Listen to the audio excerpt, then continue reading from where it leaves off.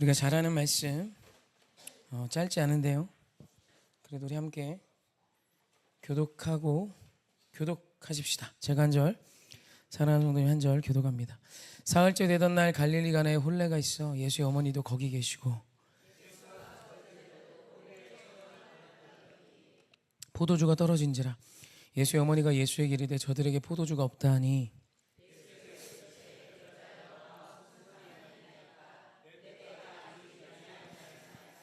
그의 어머니가 하인들에게 이르되 너희에게 무슨 말씀을 하시든지 그대로 하라 하니라.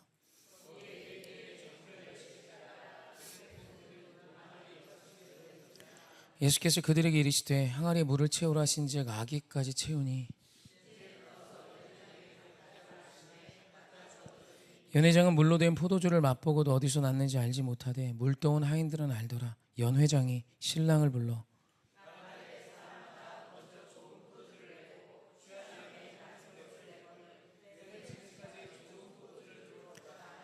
함께 합시다. 예수께서 이 첫 표적을 갈릴리 가나에서 행하여 그의 영광을 나타내심에 제자들이 그를 믿으니라. 아멘. 우리 웃는 얼굴로 함께 인사합시다. 하나님 사랑합시다. 내 이웃 사랑합시다. 선포합시다. 당신이 이 땅의 작은 예수입니다. 아멘. 가나안 혼례잔치 기적입니다. 포도주 기적이라고도 하고 물이 변화해 포도주가 된 사건을 기록하고 있는, 우리가 너무너무 잘 알고 있는 내용입니다. 내용은 다들 아시죠? 예수님과 마리아의 친척인 것 같아요. 예수님과 제자들도 함께 청하여 혼례잔치에 갔는데 포도주가 떨어집니다. 이 문제를 마리아가 예수님께 청하였고, 예수님께서 거기 있는 하인들에게 명하여 정결례식, 발 닦아주는 물, 거기 도랑아리 6에 아기까지 물을 채우라 명하시고 그 물을 떠다 주라 명하셨더니 거기 순종했더니 물이 변하여 포도주가 되었다는 사건입니다. 근데 오늘 우리가 좀 주목하고 싶은 것은, 우리가 다 잘 알지만 혹 모르시더라도 오늘 우리가 좀 주목하고 싶은 것은 오늘 제목인 표적이란 단어입니다. 표적. 우리 11절 말씀만 한번 같이 합독해 볼까요? 11절입니다. 시작. 예수께서 이 첫 표적을 갈릴리 가나에서 행하고 그의 영광을 나타내심에 제자들이 그를 믿으니라. 아멘. 성경은 기적이란 표현보다 표적, 이적이란 표현을 훨씬 더 많이 합니다. 같은 단어예요. 헬라어로 세메네온이라는 단어고요. 이 단어의 뜻은 표적, 표징, 징조 이런 의미를 갖습니다. 그런데 이 단어의 어원이 됐던 세메라는 단어는 예고라는 뜻을 갖고 있어요. 예고. 그러니까 지금 표적이라고 표현하신 건 사실 기적이잖아요. 물이 변화해 포도주가 됐어요. 놀랍죠? 우리 인생에도 이런 일이 일어날 줄 믿습니다. 우리 인생에 이런 기적이 일어나기를 우리 원하죠. 근데 성경은 이걸 기적이다, 사람 행할 수 없는 신비한 일이지, 오직 하나님만 하실 수 있는 놀라운 일이야가 아니라 무언가를 예고하는 예고편, 어떤 표지판, 그런 느낌이에요. 그래서 이제 요나의 표적이라는 건 그냥 기적을 의미하는 게 아니에요. 요나가 했던 건 기적이 아니라 어떤 것을 예고하고 있는 거예요. 예고. 그러니까 지금 이 물이 변화해 포도주가 된 사건이 표적이라고 표현한 성경의 이 표현이 오늘 우리 안에 잊혀지지 않았으면 좋겠고, 오늘 이 물이 변화해 포도주가 된 사건이 우리에게 무엇을 예고하는지를 우리가 깨닫고 돌아가는 시간이 있었으면 좋겠습니다. 오늘 이 가나안 혼례잔치는 예수님이 행하신 공생의 첫 번째 기적이자 표적 사건입니다. 그러면서 예고하시는 거예요. 예수님은 이와 같은 일을 하시는 분이야 라는 예고입니다. 그러니까 예수님께서 하신 기적이요, 표적이라고 이적이라고 표현된 이유는 다른 게 아닙니다. 그 이적 그 자체가 위대한 게 아니에요. 그 포도주 없잖아요. 지금 그 포도주가 우리 앞에 없잖아요. 오병이어로 그때 장정만 5,000명이 먹었지 지금 우리가 맛본 건 아니잖아요. 근데 그런 기적을 행하신 이유, 사실 5,000명을 먹고도 12강주의가 남는 일을 이성적으로 생각하면 각기 일찍 돌아가서 제자들 말처럼 그냥 그 집 가서 먹으면 되지, 굳이 이렇게 먹이셔야 되나. 오늘 포도주가 떨어졌는데 그 물을 포도주로 바꾼 사건이 지금 우리가 무슨 상관이 있어요? 여러분, 기적 그 자체, 신비함 그 자체에 우리의 마음이 있으면요, 그건 일회용일 뿐입니다. 그게 표적이 되고 무언가의 예고가 돼야 되는 거예요. 그러니까 오늘 우리 예수님이 우리 인생에 물을 포도주로 바꾸는 요것과 똑같은 사건은 안 하실 수 있어요. 하지만 물을 포도주로 바꾸는 이 사건이 우리에게 예고한 일은 반드시 행하십니다. 여기서 아멘을 해야 돼요. 이게 진짜 중요한 믿음이에요. 우리 인생에 여러분 물이 변화의 포도주가 되는 사건을 똑같이 본 분이 여기 몇 분 있겠어요? 전 본 분이 있어요. 저 말고 다른 분이 정말 어느 한 기도원에서 수도꼭지 안수했더니 포도주가 나오더랍니다. 아직 잘 안 믿어져요. 사실 뭐 제가 거기까지 믿을 필요 없는 것 같아. 그런데 어찌 됐건 뭐 그런 기적이 있었다라고 본인이 마시고 저한테 얘기를 해줬으니까 뭐 어떡하겠어요? 그런데 그런 기적을 봤다는 사람은 제가 목회를 하면서도 전 적은 인원을 만나지 않았습니다. 나이가 뭐 많다면 많고 적다면 적지만 제가 저희 교회 한 중간쯤 되는 것 같아요. 나이가 중간 이하인가 애들까지 합치면. 아무튼 중간 이상이죠. 너무 젊게 봤네요 저를. 오늘 에어컨 바람이 부니까 피부가 아프더라고요. 제 옛날에 할아버지 할머니들한테 들어서 교회 어르신이 에어컨 바람을 직접 쐬면 피부가 아프다 막 이런 얘기를 아프더라고요. 관절이 얼어붙는 느낌이 들었습니다. 늙은 거죠. 썩 좋지만은 않더라고요. 그리고 제가 저보다 나이가 한참 위신 박종필 집사님을 향해서 물었어요. 집사님도 그런가 그랬더니 집사님 저한테 아니요. 조금 꼴보기 싫었습니다. 죄송합니다. 어쩌고 한 소리고. 뭐 이렇게 뭐 제가 많다면 많고 적다면 적은 나이지만 사람은 참 많이 만났습니다. 근데 물이 포도주로 변화 똑같은 사건을 본 사람은 그 사람 한 분이에요. 여러분 아마 한 분도 없을걸요? 있으세요?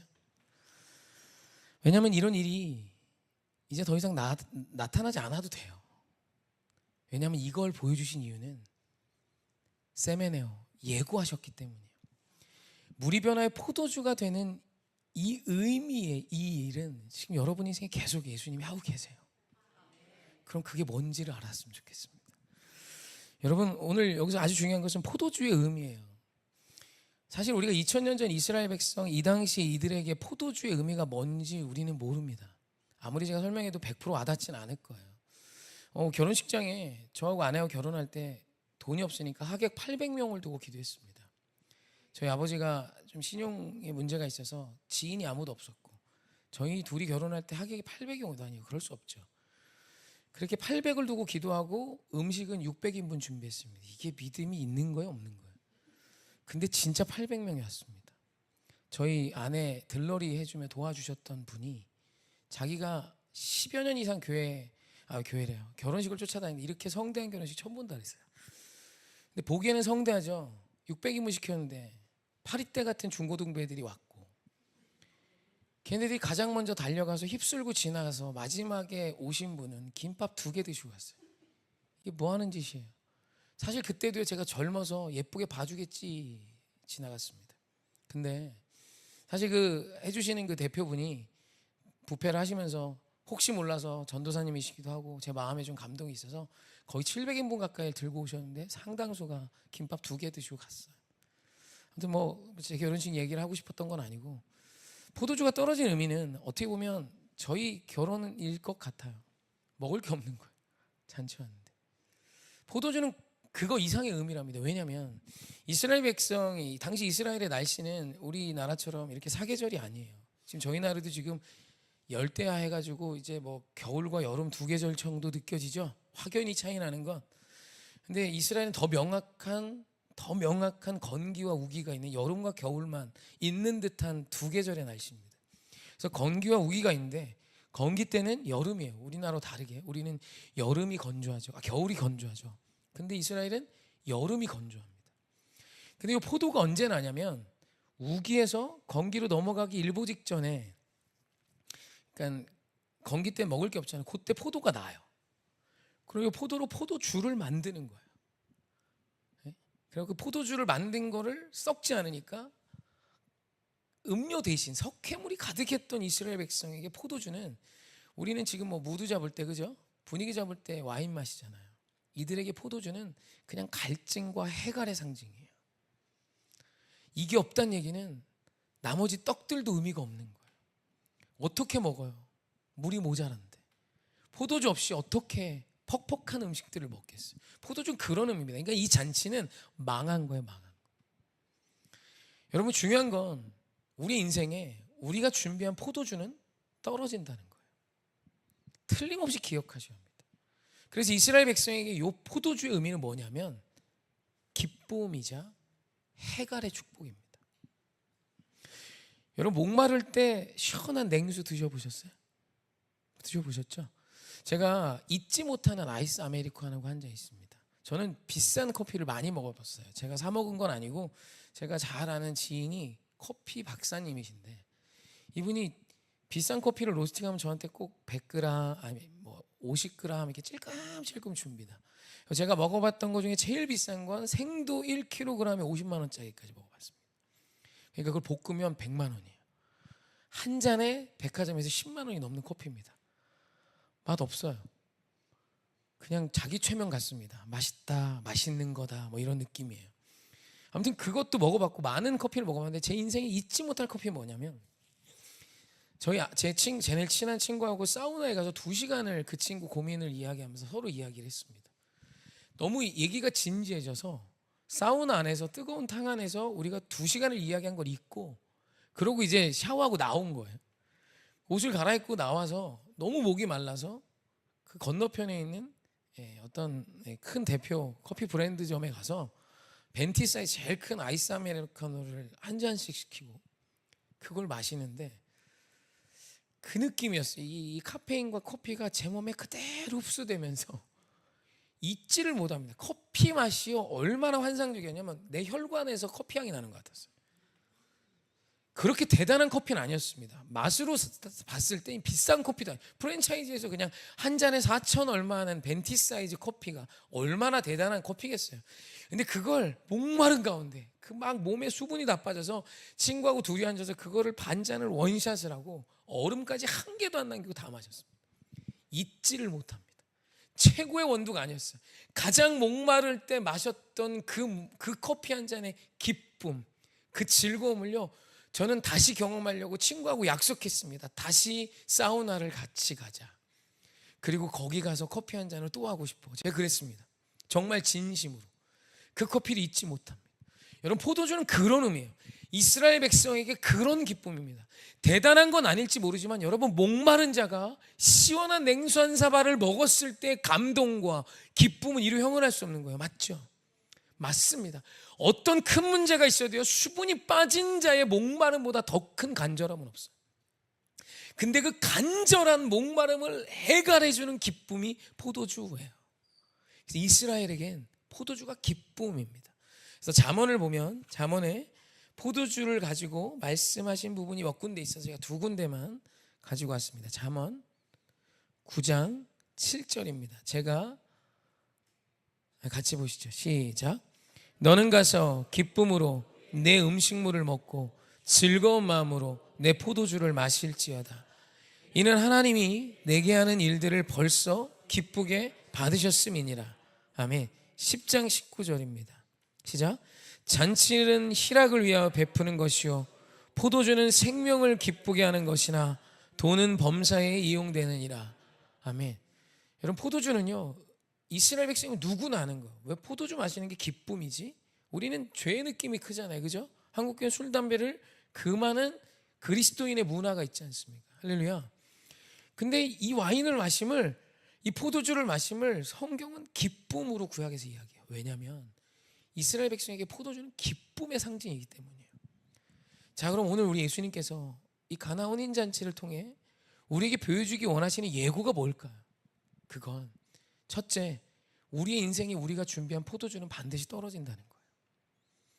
여러분, 여러분이 생각하는 어떤 기쁨을 위한 준비함은 반드시 소진됩니다.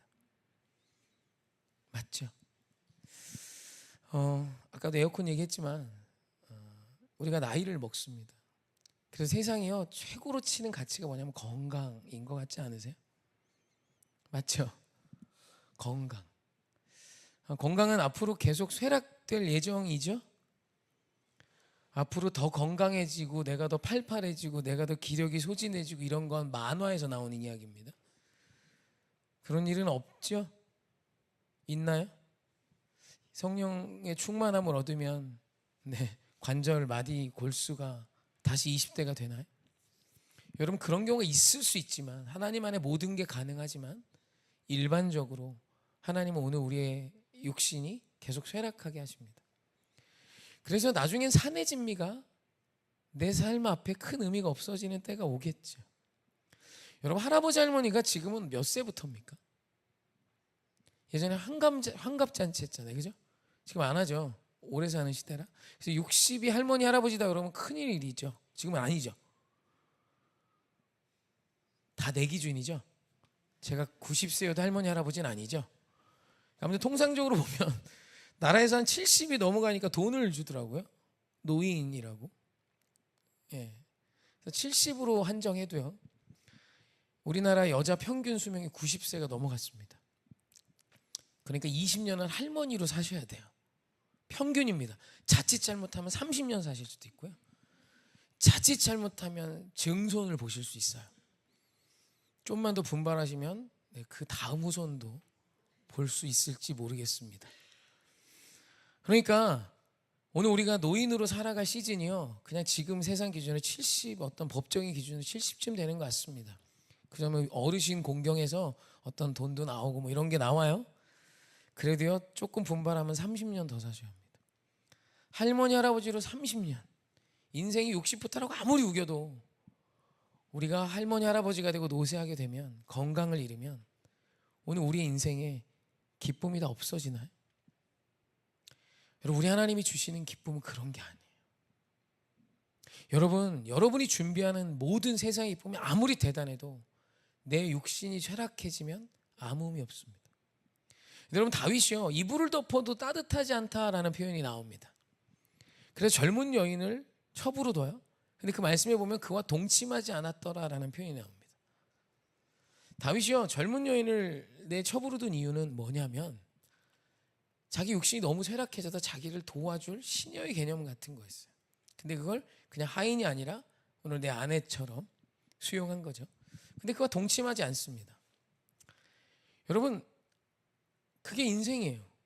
그런데 다윗이 그와 동침하지 못하였고 내가 이불을 덮어도 따뜻하지 않다 해서 그의 말년에 쓴 시편이 원망과 불평과 기쁨은 온데간데 없는, 그냥 세상이 말하는 죽지 못해 산다는 느낌이셨습니까?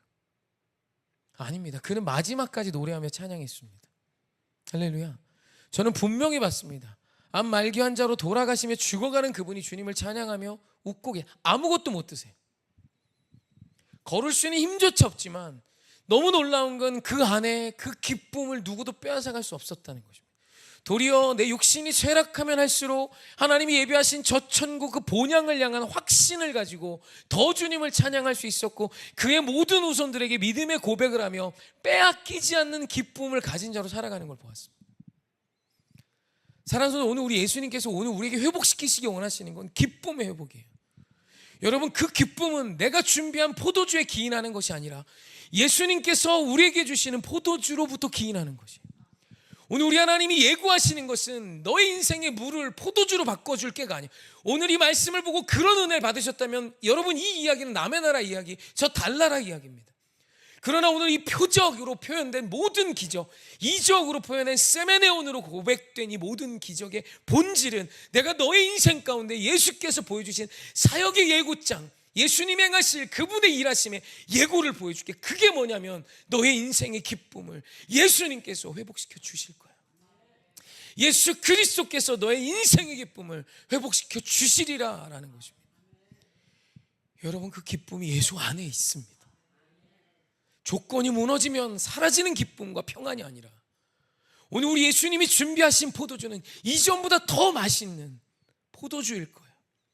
이런 표현이 있죠. 사람마다 다 처음에는 취하기 전에 좋은 포도주를 낸대요. 그러다 취한 뒤엔 나쁜 포도주를 낸답니다. 이게 인생이에요. 젊었을 때는 늘 좋아 보여요. 과거가 늘 좋아요. 여러분들 과거가 좋으시면 지금 좀 문제 있는 거예요.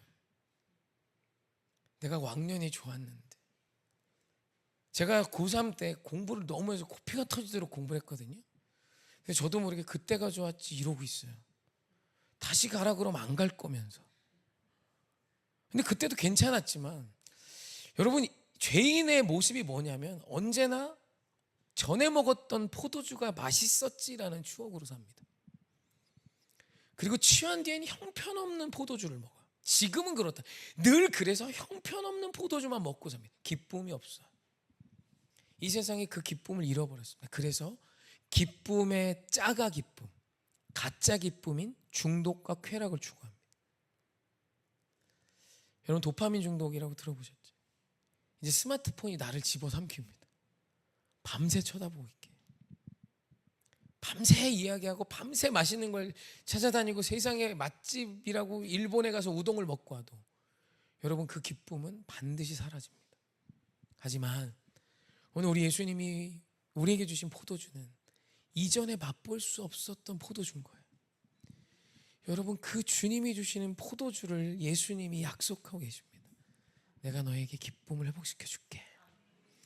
여러분 혹시 오늘 기쁨을 잃어버리고 사십니까?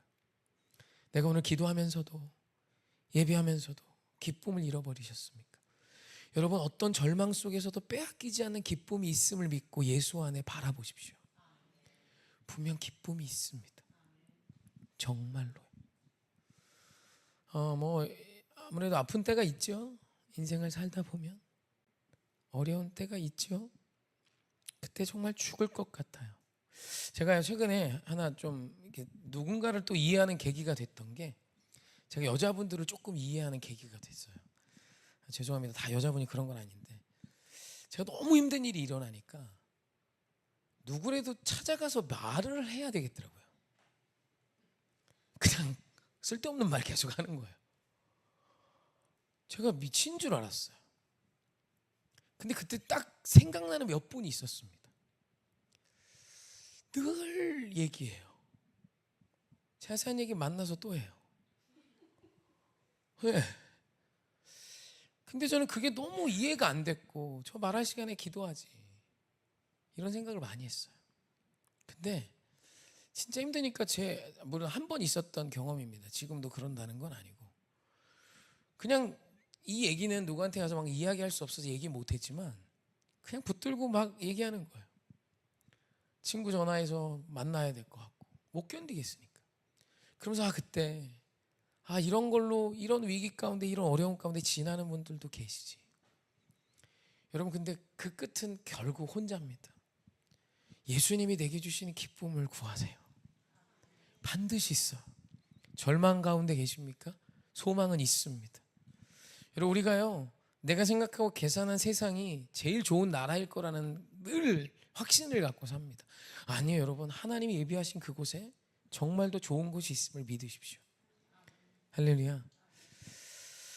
저는 군에 있을 때 참 많이 고생을 했습니다. 그래서 휴가증을 참 많이 줬어요. 간부들이. 고맙게도 이런저런 일들이 있어서. 근데 괴로운 것 같지만 군대 안 좋잖아요. 끌려가는 곳이라 일단 기분이 나빠요. 끌려가잖아요. 근데 사실 저는 다시 가라고 그러면 진짜로 한 번 더 갈 수 있습니다. 고생은 했지만. 왜냐면 그 안에 기쁨이 분명히 있었어요. 참만 힘들었습니다. 심지어 대대장님이 저희 안부를 물을 정도였어요. 그런 일이 있었어요. 큰 일을 좀 책임지며 말년을 보냈습니다. 그래서 전역하는 전날까지 정말 열심히 뭐를 해야 됐어요. 제가 취사병으로 전역했거든요. 취사병으로 안 갔었는데 근데 저 혼자 200인분 밥을 했습니다. 매일 삼시세끼를. 그러니까 대대장님이 저를 걱정했어요. 그래서 누구 하나만 오면 휴가증을 계속 주는 거예요. 그래서 제가 휴가증이 참 많았습니다. 아무튼 그런 일이 있었는데 참 고단했고 군종병이었으면서 아이들이 밥을 해주는 그 시간이 지옥일 줄 알았어요. 왜냐하면 주일날 교회를 가야 되는데 밥은 해야 되잖아요. 그래서 아침에 모든 걸 다 잡아놓고 점심에 가서 예배 드리고 점심은 불만 켜면 되게 해놓고 설거지거리 그냥 내비두고 끝나서 제가 설거지하는 거였어요. 근데 너무 기뻤던 게 뭐냐면 생일 맞은 친구들을 기도하는데 생각이 자꾸 나는 게 제가 이 친구들 다 전도해야지 생각을 갖고 있었거든요. 여기 이제 생일 맞은 전우가 있으면 제가 취사병이니까 얼마든지 내 마음대로 가진 재료 좀 이렇게 해서 요리해 줄 수 있잖아요. 그래서 오므라이스를 막 해줬습니다. 케찹해서 햄 좀 썰어 넣고 이것저것 잡아 넣고 그래갖고 오므라이스 누구 생일이라고 막 박수 쳐주고 하트 그려주고 그러면 그 아이가 교회를 따라 나와요. 됐지 뭐. 그래서 그 시간이 고단했지만 힘들었어요. 여러분 200인분 밥 매일 해보세요. 정신 하나도 없습니다. 제가 오이를 7개 잡고 자릅니다. 지금은 모르겠는데 저 나중에 밥 한번 할 때 이렇게 한번 잘라볼게요. 아직도 될 거예요. 타닥타닥 잘라요. 왜냐하면 부식이 너무 많으니까. 오이 하나만 오이 무침만 한 번에 200인분이면 여러분 2달 하나요. 2달. 2달 하면 오이가 3박스 옵니다. 그거 막 다 해야 되니까. 그게 너무 힘들었지만 그때 그 일들이 그냥 힘들지 마세요. 분명히 기쁨이 있었습니다. 예수 그리스도 안에. 여러분 분명히 있어요. 우리 주님이 오늘 이 표적, 이 예고하신 일을 여러분에게 지금 행하실 것입니다. 어려운 중에도 하나님이 약속한 기쁨을 구하십시오. 그래서 우리 도저히 웃을 수 없는 그때 미소 짓는 한 사람 한번 해보십시다. 정신없이 살아가는 오늘일 수 있고 두려움에 짓눌리고 때로는 예상치 않았던 일들이 나를 좌우로 요동하게 할 때에 오늘 내 안에 살아계신 예수 그리스도가 주시는 그 기쁨을 모두 다 누릴 수 있기를 주님의 이름으로 축원하고요. 그리고 오늘 그 기쁨을 구하십시다. 할렐루야. 아멘. 우리 그가 오신 이유 한번 같이 찬양합시다.